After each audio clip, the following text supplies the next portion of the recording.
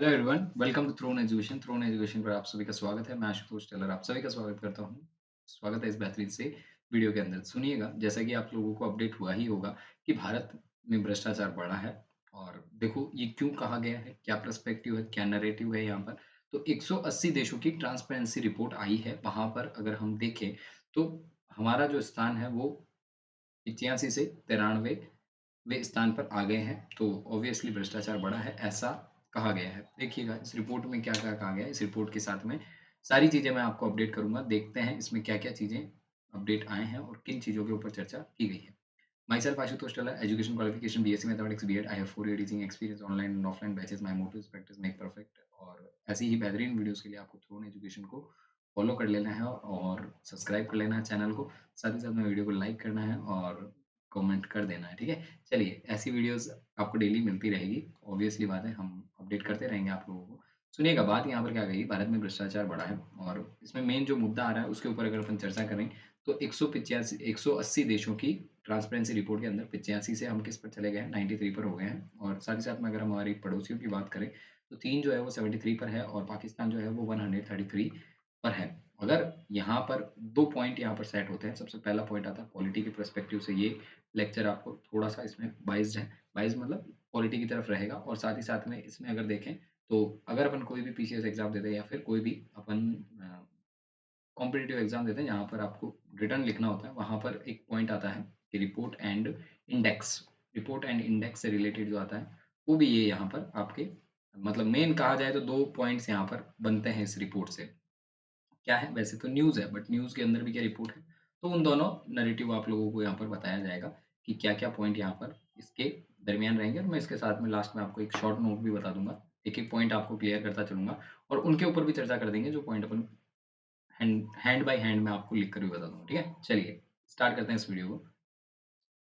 तो यहाँ पर ट्रांसपेरेंसी इंटरनेशनल की एक रिपोर्ट जो है उसमें 180 देशों का यहाँ पर करप्शन की रिपोर्ट मंगलवार को 30 जनवरी को जारी की गई है। इसके मुताबिक भारत जो है 2023 में भ्रष्टाचार बढ़ा है, ऐसा कहा गया है। रिपोर्ट के करप्शन प्रोस्पेक्शन इंडेक्स जिसे अगर हिंदी में बोला जाए, तो हिंदी में आपको बोला जाएगा भ्रष्टाचार धारणा क्या बोला जाएगा? हिंदी में अगर मैं इसमें बताऊँ तो ये बोलेगा भ्रष्टाचार भ्रष्टाचार धारणा सूचकांक।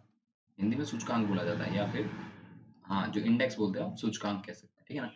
तो सीपीआई अगर मैं इंग्लिश में बोलूँ तो सीपीआई में भारत 2023 में 93वें स्थान पर रहता है और सा आ गया है साथ ही साथ में, जबकि 1 साल पहले 2022 में 85वें स्थान पर था और इस रैंक में 1 नंबर पर रहने वाला देश जो होता है उसमें सबसे कम भ्रष्टाचार होता है और 180वाँ जो देश होगा, उसके अंदर सबसे ज़्यादा भ्रष्टाचार होगा। तो कुछ इस तरह की मार्किंग की जाती है, 100 नंबर होते हैं। 1 से 100 तक नंबर दिए जाते हैं और उस नंबर के हिसाब से रैंक तय की जाती है और जिसके सबसे ज़्यादा नंबर आते हैं उसमें करप्शन ज़्यादा है, कम आते हैं कम है और उसके हिसाब से रैंकिंग डिसाइड करती है, ठीक है ना?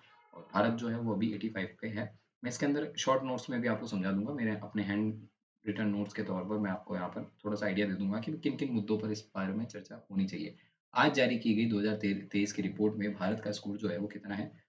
39 निर्धारित किया गया है। 2022 में अगर देखें तो लगभग-लगभग 40 था।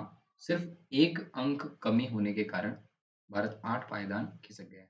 तो देखा जाए रिपोर्ट में अगर कहा जाए कि बड़ा है, तो बढ़ने की बात बहुत बड़ी नहीं है और अंकों की अगर रेटिंग की बात के हिसाब से देखें तो सिर्फ़ 1 का अंतर आने से 8 स्थान भारत नीचे हुआ है और इतनी सी बात को जस्टली हेडलाइन बन जाती है कि भारत के अंदर भ्रष्टाचार बढ़ चुका है। तो आने वाले हर मुद्दे पर ये चर्चा होगी और अगर अपन देखें तो वर्ल्ड लीडर्स की रैंक के अनुसार अगर अपन देखें, तो ये रैंक जो है वो रूस सबसे पहले पर है, जर्मनी रूस जो है वो 183वें पर है, जो सबसे ज़्यादा बताया जा रहा है। अमेरिका जो है वो 24वें पर है, 24 यहाँ पर रैंक है और ब्रिटेन की जो है वो कितनी है? आपने कहा सर 20वीं है, फ्रांस भी 20 रैंक पर है।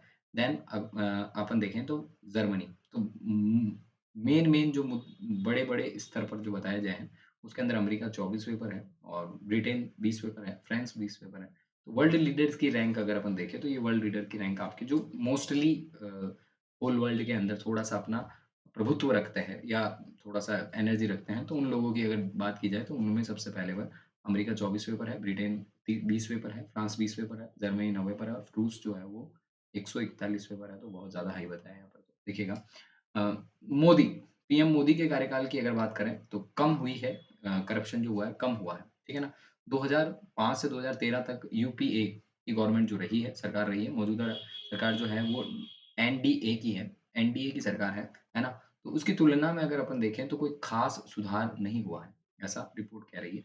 2006 से 2007 में करप्शन के मामलों में ज़रूर रैंकिंग सुधरी थी। इस दौरान भारत 70वें से 72वें पर स्थान पर था। यूपीए के शासन में अंतिम समय में यानी 2013 तक भारत का रैंक जो था वो 94वां था, ठीक है ना? और लुढ़क कर वहीं एनडीए की सरकार के कार्यकाल के तहत अगर सबसे अच्छी स्थिति में 2015 में रही थी, तब भारत की रैंक जो थी वो 76th थी। तो करप्शन की रिपोर्ट के ऊपर भी देखें, तो दोनों सरकारों का अगर तुलनात्मक अध्ययन किया जाए, तो यूपीए की गवर्नमेंट जब जब थी, तो ब्लू कलर की लाइन में यूपी की गवर्नमेंट बताई गई और सबसे अ, स्थिति जो है वो 2006 और 2007 में देखी गई थी, तो न्यूनतम स्तर पर थी, ठीक है ना? देन 95, 94, 94, 91, 91 इज़ अ वेरी थोड़ा-सा जंप ज़्यादा ही है ना?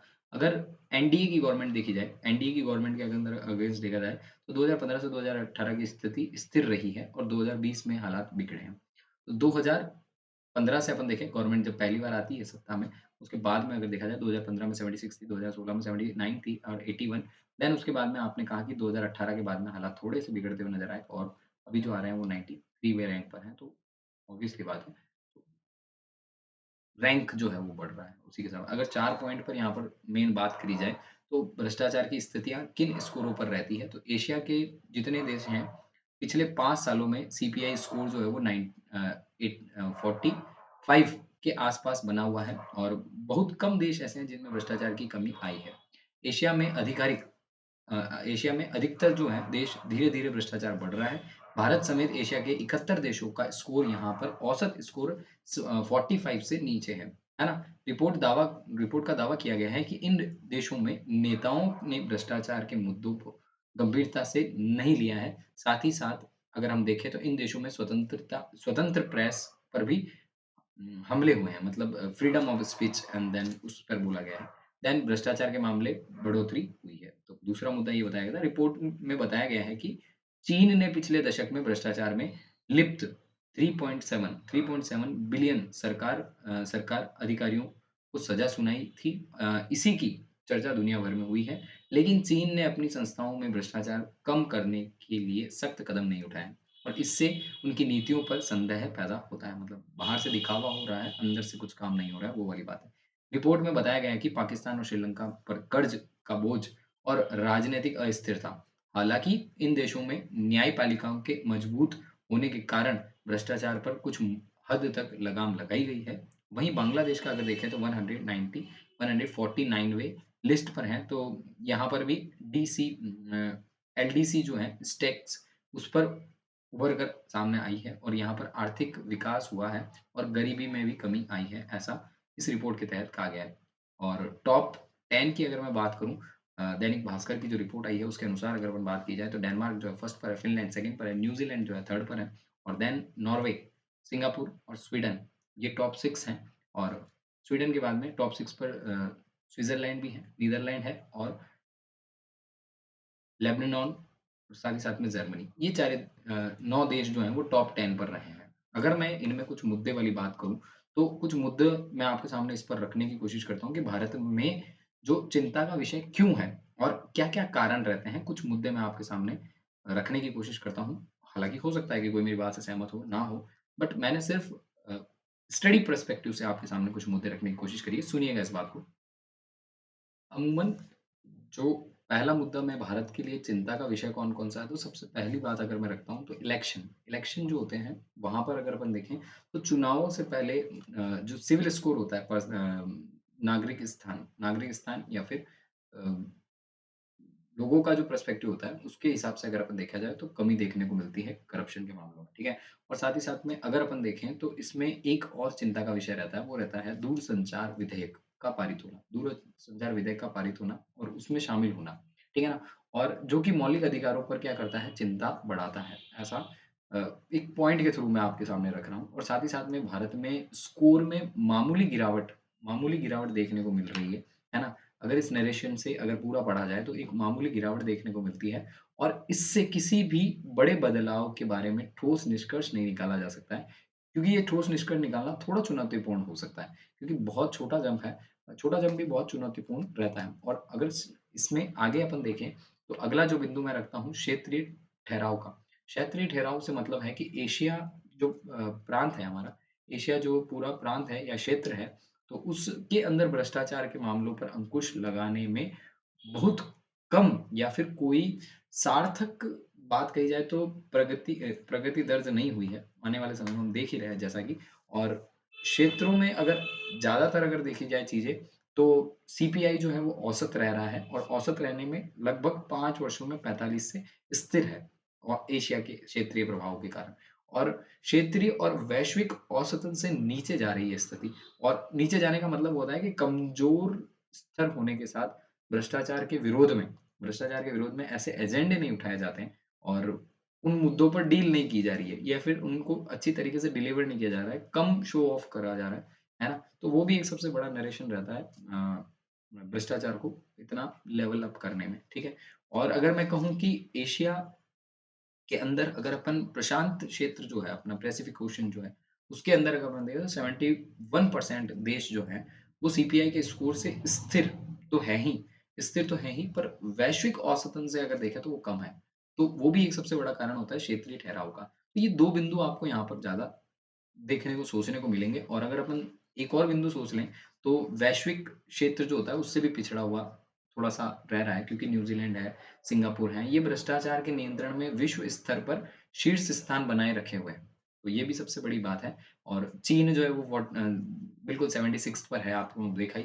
और भ्रष्टाचार के यहाँ पर आरोप कितने हैं, बाहर से दिखावा तो बहुत हो रहा है, अंदर काम होता है कि नहीं होता है, तो वो उसपे संलिप्तता पाई जाती है। तो भ्रष्टाचार का ये सबसे बड़ा नरेशन यहाँ पर देखने को मिलता है। साथ ही साथ में दक्षिणी एशिया में अगर मैं बात करूँ तो पाकिस्तान इस मामले में बहुत ज़्यादा हद तक अ, प्रो है, तो वो भी बात सबसे सहमत रहोगे इस बात से भी कि लगभग-लगभग 133वाँ स्थान होने का मतलब है कि करप्शन थोड़ा लेवल है।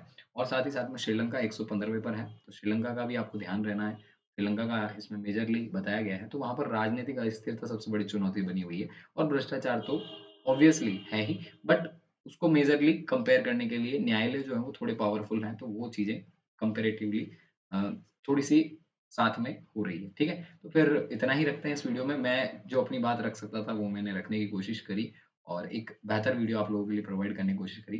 Thank you so much for watching. Have a great day. जय हिंद, जय भारत। मिलते हैं अगले वीडियो में। Signing off.